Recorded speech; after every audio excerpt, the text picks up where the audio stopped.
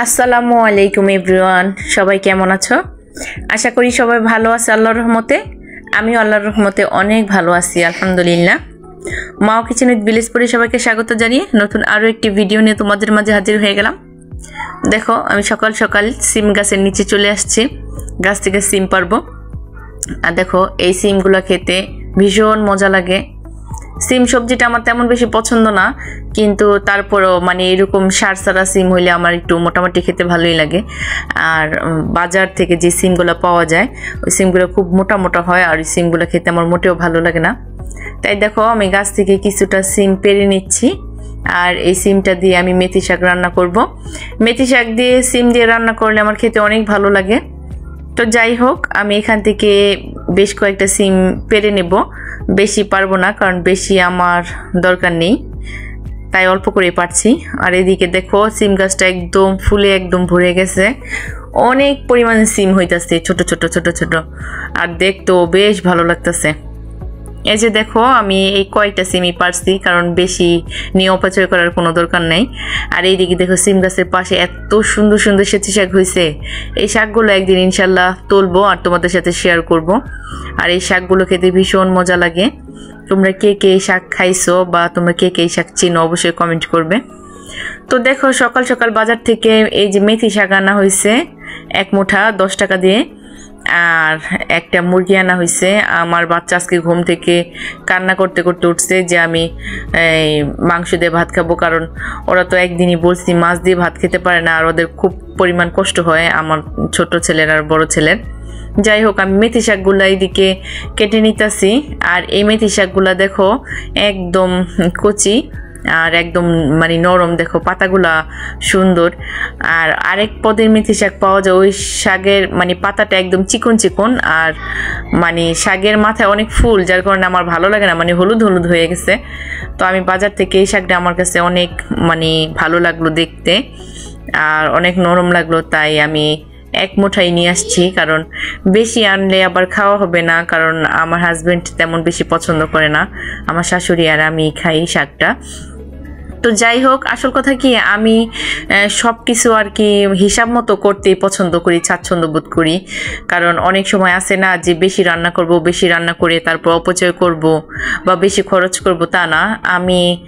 আমি একটু হিসাব করে চলি, আমি একটু হিসাবই। যাই হোক, এতে আমি কোনো লজ্জাবোধ করি না যে আমি এত হিসাবই। যাই হোক, এদিকে মেথি শাক নিয়ে আসছিলাম, আর হচ্ছে গিয়ে তোমার মুরগি নিয়ে আসছি। কারণ একটা কথা আমি তোমাদেরকে আগে থেকেই বলি যে আমার বাসার বাজার আমার হাজবেন্ড করে না, বাজারটাও আমি করি। কারণ আমার হাজবেন্ড, আসল সত্য কথা বলতে কি, আমার হাজবেন্ড বাজার করতে পারে না। এখন তোমরা অনেকেই বিশ্বাস করবে না যে ছেলে মানুষ বাজার করতে পারে না, মানে সে মানে ছোটবেলার থেকেই মানে বাজার করে নেই। তো যার কারণে তার তেমন কোনো এক্সপিরিয়েন্স নাই। মাঝে মাঝে অনেক শখ করে আর কি, দেখা যায় আমার এই ব্লগে রান্নার জন্য মাছ টাছ সকালবেলা আড়ত থেকে নিয়ে আসে মাঝে মাঝে। তারপরে দেখা যায় মাছ কিনলে অন্য কিছু কিনতে ভুলে যায়, এরকম আর কি। মানে ওনার মানে বাজারের এক্সপিরিয়েন্স একদমই নেই। আমার বিয়ের আগে আমার শ্বশুর শাশুড়ি ওনাকে মানে বাজার করে খাওয়াইছে। এখন যেহেতু আমি আছি আর আমার শ্বশুর নাই, যার কারণে আমার বাজারটা করতে হয়, আর আমার শাশুড়িও বয়স্ক মানুষ। তো যাই হোক, এদিকে আমি এই মেথি শাকটা নিয়ে আসছি, আর একটা মুরগি নিয়ে আসছি। তো একদম কম টাকায় আমি বাজার করছি, একদম অল্প টাকায়। মানে আমি কিভাবে অল্প টাকায় মানে অনেক সুন্দর করে মোটামুটিভাবে মানে সংসারটাকে মানে দেখভাল করি, সেটা একদিন তোমাদের সাথে অবশ্যই আমি শেয়ার করব।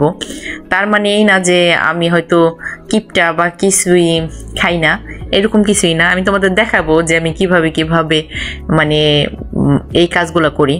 তো যাই হোক, এদিকে কথা বলতে বলতে আমার দেখো এই যে শাকগুলাও প্রায় কাটা হয়ে গেছে, এই যে শাকগুলো কাটা হয়ে গেছে। তো এই পর্যায়ে এসে আমি আবার সিমগুলোও কেটে নেব। মানে সিমগুলো আমি এখানে দেখাইতেছি কিভাবে কাটবো। তো সিমগুলো আমি প্রথমে দেখো এই যে 2 টুকরা করে নেব। মানে সিমগুলা শাকের মধ্যে দিলে হয় কি, মানে সিমটা দেখা যায় শাকটা তো একদম চিকন চিকন, একদম শাকটা একদম হয়ে যায়, আর সিমটা না একদম খাড়ায় খাড়ায় থাকে, দেখতে ভালো দেখা যায় না আর কি। তো ওইভাবে দিলে আমার ভালো লাগে না, আবার এই শাকটার মধ্যে সিমটা না দিলেও আমার ভালো লাগে না। তো আমি এই জন্য প্রথমে এই সিমটাকে এরকম মাঝখানে একটা টুকরা করে নেই, তারপরে আবার মাঝখান থেকে মানে এরকম চিড়ে চিড়ে মানে চিকন চিকন করে নিই, তাহলে যা শাকের সাথে একটা সামঞ্জস্য থাকে আর দেখতেও ভালো লাগে, মানে দেখার ভালোর জন্য আমি এই কাজটা করি। নয়তো এইভাবেও খাওয়া যায়, দেখা যায় কি ওইভাবে করলে মানে কেমন জানি লাগে আমার কাছে, যার কারণে আমি যে এইভাবে একটু একটু মাঝখানে ফাইরা দিই, আর দেখতেও ভালো লাগে আর খেতেও অনেক তাড়াতাড়ি গলে যায়, খেতেও ভালো লাগে। আর এই সিমগুলো তো এইভাবে প্রথমেই বললাম যে সিমগুলো খেলতে মানে খেতে ভীষণ মজা লাগে, মানে খুবই ভালো মজা। তোমরা যারা যারা এইসব সিম চাষ করো বা যারা খেয়েছো তারা অবশ্যই জানো। আর এদিকে আমি দেখো অফ ক্যামেরা মুরগিটাও কেটে নিছি, মুরগি কাটতে গেলে ভিডিওটা আরও বেশি বড় হয়ে যাবে।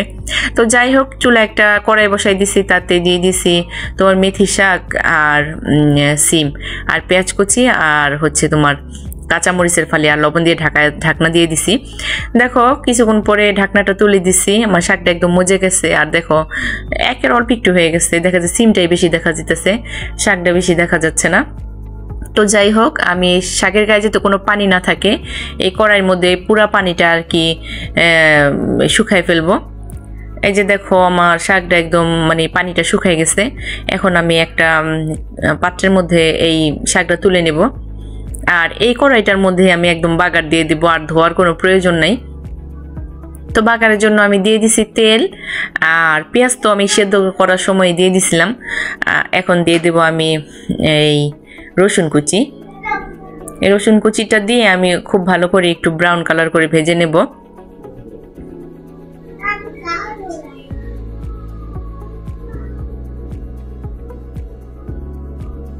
এই যে দেখো আমার ব্রাউন করে ভাজা হয়ে গেছে।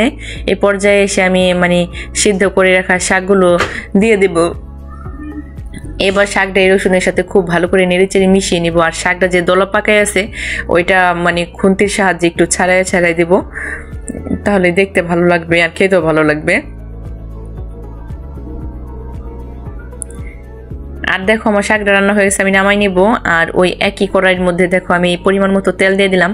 আমি কড়াইটা আর অলসতা করে ধুলাম না, মানে বাইরে রান্না করি তো দেখা যায় কি আমার বারবার উঠে ধুতে বা একটা ঘর থেকে একটা কিছু আনতে অনেক কষ্ট হয়ে যায়। আর আমার মানে বাচ্চারাও খুব বিরক্ত করে, কিন্তু কিছু করার নেই। মাঝে মাঝে আমার এত পরিমাণ বিরক্ত লাগে, আমার মনে হয় যে আমি আর কোনো ভিডিও আপলোড করব না, মানে অনেক পরিমাণ কষ্ট হয়ে যায় আমার এইভাবে রান্না করতে। তারপরেও মানে চিন্তা করি আর ভিডিও আপলোড করব না, কিন্তু পরে দেখা যায় আর নিজেকে কন্ট্রোল করতে পারি না। এই প্ল্যাটফর্মে যারা আছো তারা অবশ্যই জানো যে একবার ভিডিও ছাড়লে পরে যদি মনে করি যে আর ছাড়বো না, কিন্তু পরে ঠিকই আবার আপলোড করতে ইচ্ছা করে। তো যাই হোক, আমি এই যে পেঁয়াজ কুচিটাকে ওই একই তেলে সুন্দর করে ভেজে নিতেছি। একেবারে কড়াইটা একদম সাইডে একদম লালচা লালচা হয়ে গেছে। আর দিয়ে দিচ্ছি আদা রসুন বাটা। এবার আমি পরিমাণ মতো পানি দিয়ে দেব, আর সবগুলো মশলার উপকরণ দিয়ে দিব একে একে। তো প্রথমে আমি এখানে দিয়ে দিতেছি 1 চামচ হলুদের গুঁড়া, আর দিয়ে দেব 1.5 চামচ মরিচের গুঁড়া, একটু ঝাল ঝাল করব। আর এটার মধ্যে কোনো আলু দিব না আমি। আর দিয়ে দিলাম গরম মশলার পাউডার দিছি, আর লবণ দিয়ে দিছি পরিমাণ মতো।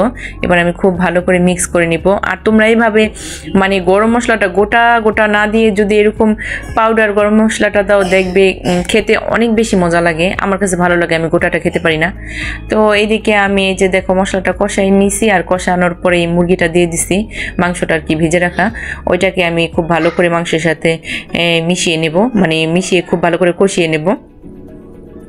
এই যে আমার প্রায় কষানোটা হয়ে গেছে, কারণ আমার দেখা যায় মাংসটা যখন ভাজছি তখনই প্রায় 80% সিদ্ধ হয়ে গেছে। এখন আমি পানিটা খুব বেশি দেব না, কারণ আমি এটাকে একদম ভুনাও করব না আর ঝোল ঝোলা রাখবো না, মানে মোটামুটি আর কি হালকা একটু ঝোল থাকবে। কারণ আমি যেহেতু এটার মধ্যে কোনো আলু ব্যবহার করি নাই, এই জন্য, নয়তো তোমাদের ভাইয়া রাগ করবে, কারণ উনি আবার একটু ঝোল খেতেই পছন্দ করে। তো যাই হোক, আমার রান্নাটা হয়ে গেছে, এবার আমি নামিয়ে নিচ্ছি। এই যে দেখো যে মাংসটা কত সুন্দর হয়েছে। আর এইভাবে মাংস রান্না করলে খেতে অনেক বেশি মজা লাগে। তোমরা কে এইভাবে মাংস ট্রাই করছো আমাকে অবশ্যই আমার কমেন্টস বক্সে জানাইও। আর ভালো লাগলে একটা লাইক করো, আর আমার চ্যানেলটা সাবস্ক্রাইব করে আমার পাশে থেকো। আজকে এই পর্যন্তই, ভালো থাকো, সুস্থ থাকো, আল্লাহ হাফেজ।